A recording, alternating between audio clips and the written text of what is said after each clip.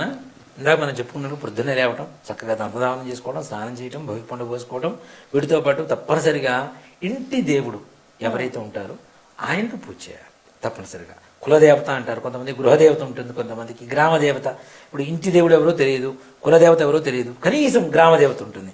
గ్రామదేవతకైనా తప్పనిసరిగా నమస్కారం చేసుకొని రావాలి దేవాలయానికి వెళ్ళి. నిజంగా చెప్పాలి అంటే మన ఇంటికి సంక్రాంతికి పంట ఇంటికి వస్తుంది, కొత్త పంట కదా.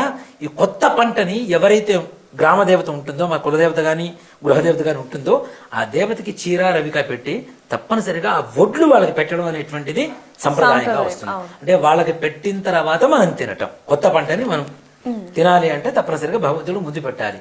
తప్పనిసరిగా ఈ దేవత పూజ చేయాలి నాన్న.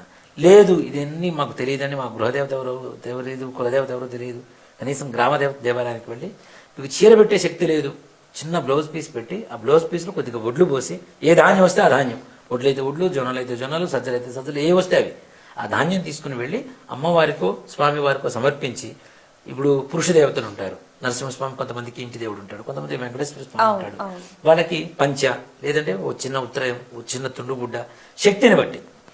అంటే ఇక్కడ దీన్ని బట్టి ఏంటంటే సంవత్సరంలో ఒక్కసారైనా సరే మన గృహదేవతకో కులదేవతకో గ్రామదేవతకో మనం ఏదైనా పూజ చేయాలి అని చెప్పే సంప్రదాయమే ఈ భోగి పండుగ ఉండేటువంటి ఇది.